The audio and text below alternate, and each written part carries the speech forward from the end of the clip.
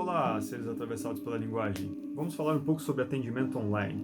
Esse vídeo vai ser dividido em três partes, né? Então, um contexto geral e minha experiência nessa modalidade de atendimento, algumas questões teóricas e, por último, algumas indicações para quem está começando a fazer o atendimento agora, para quem é da área. Então, bom, no contexto atual, né, todos estão tendo que se deparar com algumas mudanças no cotidiano. Uma delas é para quem trabalha, né, na área da psicologia ou da psicanálise, é, a única possibilidade viável agora, sem colocar ninguém em risco, é o atendimento feito online. Um dispositivo que até algum tempo atrás era questionado por alguns psicanalistas, mas que hoje acabou sendo o modus operandi de todos, até dos mais tradicionais. Bom, a minha experiência vem de aproximadamente 2 anos e meio de atendimento online. Não era, em princípio, e não tem sido, né? Não sei se fosse por essa exceção agora, a minha modalidade principal de atendimento, atendo na clínica presencialmente. Mas há aproximadamente 2 anos e meio surgiu uma situação específica com uma das pacientes que eu atendia presencialmente já há algum tempo, que precisou mudar-se do país em função de uma bolsa, e gostaria de continuar o atendimento, gostaria de continuar o trabalho analítico que ela vinha fazendo comigo, até porque era um país com um idioma muito diferente, enfim, algumas facilidades, né, da gente continuar o atendimento em português existiam nesse caso e a gente optou por dar continuidade no atendimento online, sabendo que ali a cada 6 meses ou algum período a gente voltaria ao atendimento presencial por um tempo. Isso, teoricamente, deveria ser uma situação específica por algum tempo e acabou se tornando uma situação de prazo mais longo. E aí começaram a surgir algumas indicações feitas por essa pessoa mesmo, de outras pessoas, de outros brasileiros que moravam fora do país, e eu comecei a fazer esse atendimento, entendendo que, bom, era uma saída de escuta para essas pessoas que estavam em outro local, em outro país, é, com algum tipo de sofrimento, algum tipo de mal-estar e precisavam de alguém que pudesse fazer um trabalho de escuta profissional e na sua língua mãe, de preferência. Dito isso, algumas coisas foram mudando com o tempo. Em primeiro, para mim, foi literalmente uma experiência. Eu parto do pressuposto que a psicanálise ela tem uma vinculação da prática com a teoria desde o seu princípio. Então, o Freud foi elaborando a teoria psicanalítica a partir da prática dele com pacientes histéricas que, naquele momento, todos diziam que não poderiam ser curadas por um atendimento feito por algo que não fosse fisiológico, né? Então, a medicina da época entendia que os sintomas histéricos vinham de algo fisiológico, de uma falta no corpo. O Freud fez uma interpretação diferente disso e fundou o que hoje a gente conhece como psicanálise. Então, já havia uma indicação de algo que não poderia ser feito. Então, o atendimento online tem um pouco disso também, e para mim, a minha postura foi, bom, vamos ver como isso funciona, como esse dispositivo funciona, quais são suas limitações, e quais são suas vantagens, até, por que não? Então, até antes dessa situação atual agora em que o mundo se encontra, eu atendi apenas pessoas fora do Brasil, pessoas que se encontravam em situações que por algum impedimento de sua condição física ou da sua própria condição sintomática não podiam sair de casa ou não conseguiam sair de casa. Então, ao invés de fazer um atendimento presencial e me deslocar até lá, eu poderia fazer online em alguns momentos. E agora, né, com essa situação, todos os pacientes que eu atendia também presencialmente passaram para o atendimento online. Então, em linhas gerais, essa é a minha experiência. Começou com um contexto, né, uma contingência de uma paciente que passou para outras pessoas, e aí eu pude experimentar literalmente na prática e fazer ligações teóricas e questionamentos teóricos também sobre isso. O que eu posso dizer da minha experiência é que sim, há análise no atendimento online. Embora houvesse uma grande resistência da psicanálise e de psicanalistas mais tradicionais em relação a isso, existe um trabalho analítico possível, existe um trabalho possível.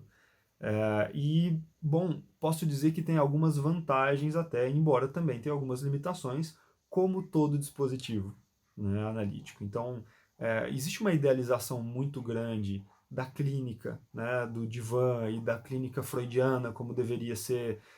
O Lacan foi um dos que começou a derrubar um pouco dessa idealização, colocando novas formas práticas, um tempo lógico, que não era mais o tempo de 50 minutos fixos, né, o tempo era pautado no trabalho, o atendimento a psicóticos também. O Freud fazia atendimentos a psicóticos, mas os pós-freudianos, logo depois da morte do Freud, começaram a entender que a psicanálise não atenderia psicóticos. O Lacan, de novo, frente a um impedimento, né, a uma regra discursiva colocada pela academia, nesse caso, né, que seriam as escolas de psicanálise, dizendo que não poderia ser feito atendimento a psicóticos.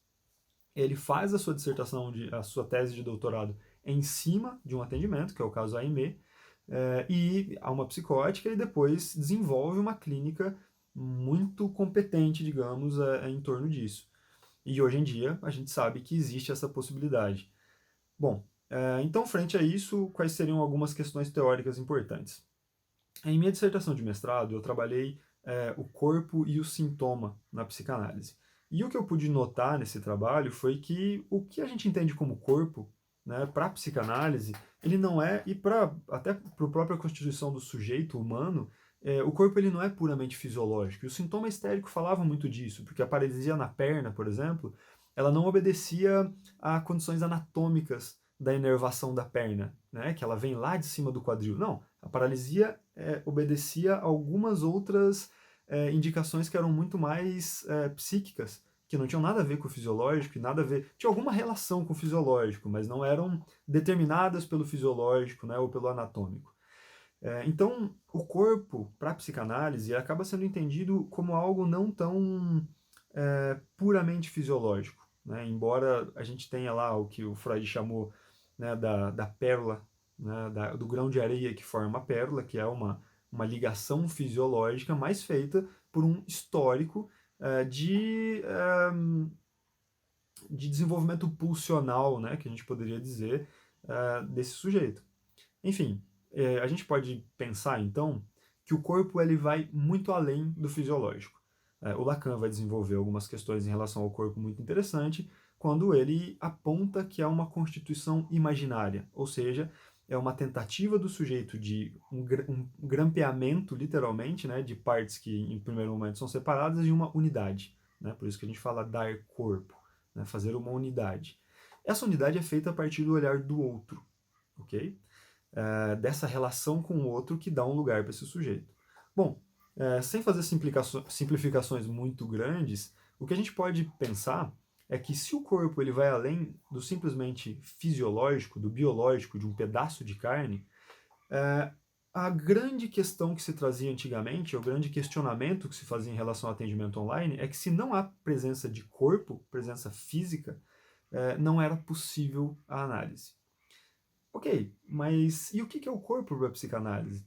Se o corpo ele é feito nesse corpo do próximo e com uma relação com o olhar, e nós temos aqui tanto fala quanto olhar presentes, embora a gente não tenha o corpo fisicamente presente, por que a análise ficaria impedida? E é aí que uma outra questão entra. Dentro da própria psicanálise lacaniana, existem versões diferentes para entender o que seria um dos enlaçamentos do sujeito, né, que seria o real. Tem versões diferentes dentro da própria psicanálise. Em um primeiro momento, Miller, por exemplo, que é um dos grandes tradutores, ele era genro do Lacan, acabou entendendo que não era possível, porque precisaria desse pedaço de carne presente. Por outro lado, a própria conotação do real a ser entendido como algo que vem depois do simbólico, depois do significante, então precisa haver palavra antes de haver corpo, né? Então lembre-se daquela unidade, possibilitam que sim, que haja um trabalho pautado na teoria psicanalítica. Então, epistemologicamente, é possível pensar nesse trabalho. Nesse sentido, bom, há corpo presente, a palavra presente, e a gente pode pensar que depurada no mais puro do que seria o discurso. Então é a materialidade do significante colocada em ato mesmo.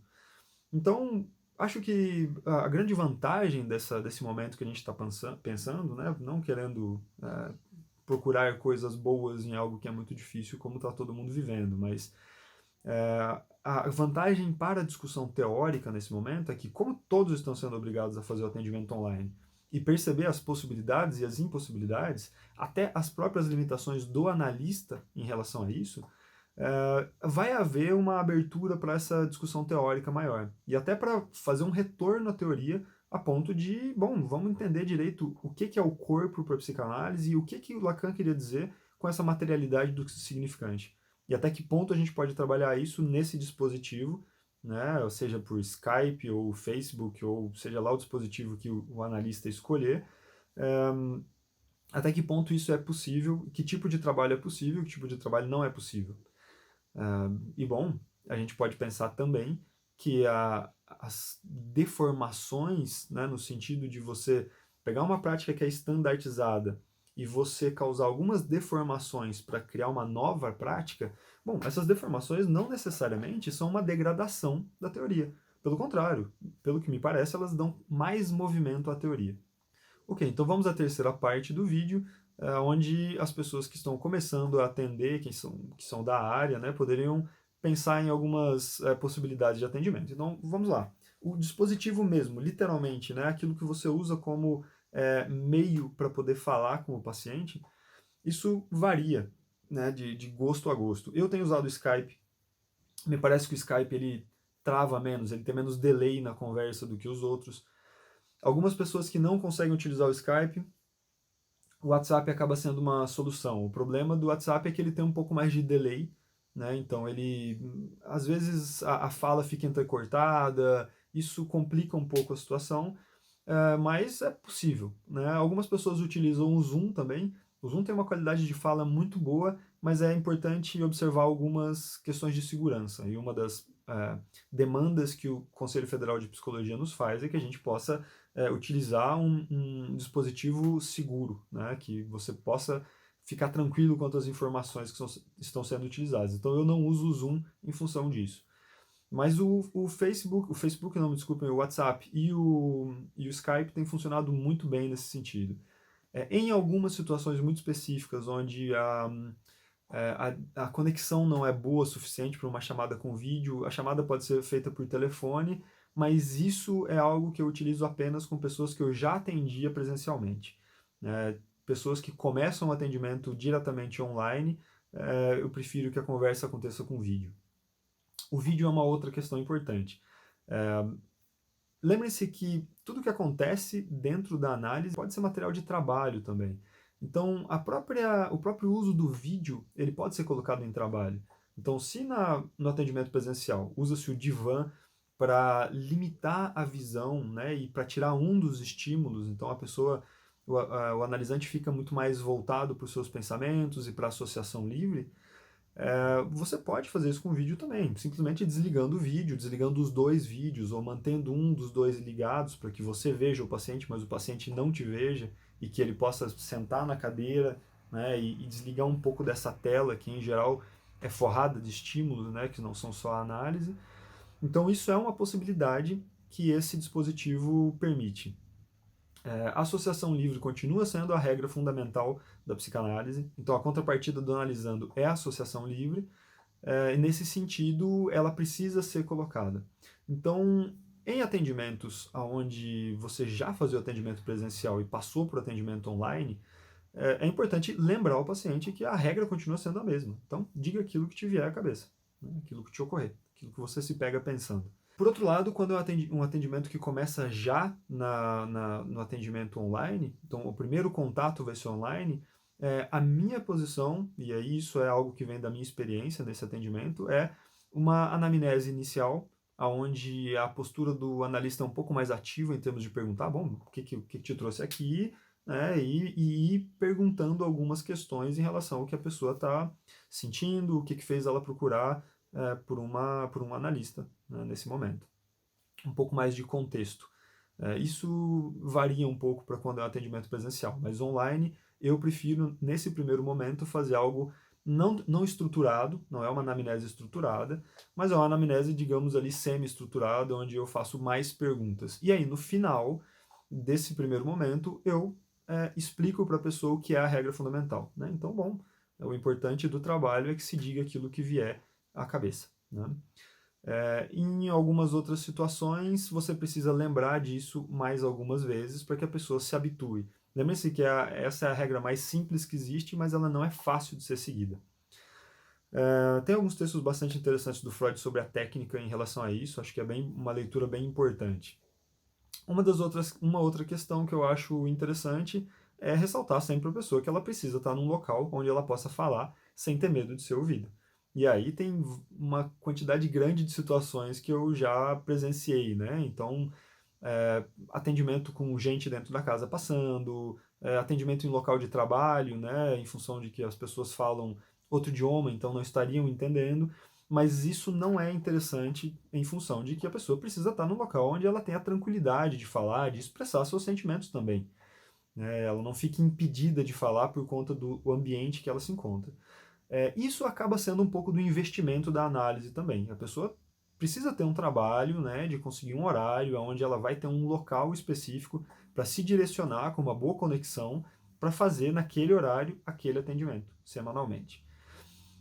Alguma outra questão técnica lembre-se que você vai estar mediado pela tecnologia, então a conexão de internet pode cair, pode variar, a ligação pode ser interrompida por algum motivo, o que não aconteceria no atendimento presencial, a não ser raríssimas exceções.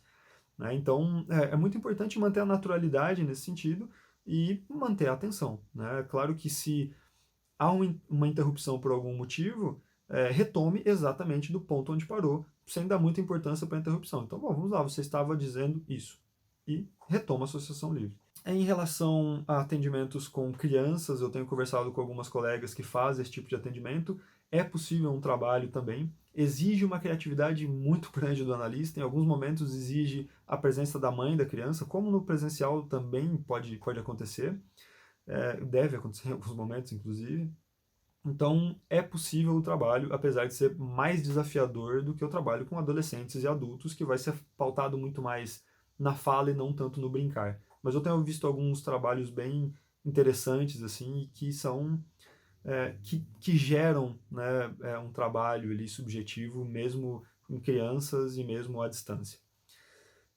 Então é isso. Bom, gostaria de saber da experiência de vocês. Se você é da área, envie perguntas, comentários ou direto por e-mail mesmo. Vai estar tudo aqui nos links. Vou deixar algumas referências de texto. Tem um texto muito interessante do Sérgio Coté que fala exatamente sobre a aplicação da psicanálise em contextos diferentes, que embasa muito esse trabalho em relação ao atendimento online, pelo menos como eu vejo o atendimento online.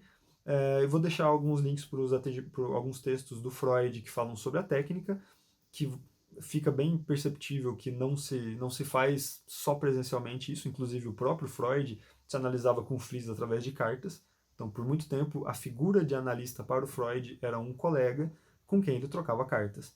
Então, não presencial e pensando que cada associação, né, cada interpretação deveria demorar algumas semanas para encontrar o seu destinatário. Né? Lembrando que a gente está falando de Viena do começo do século XX, aí, final do século XIX.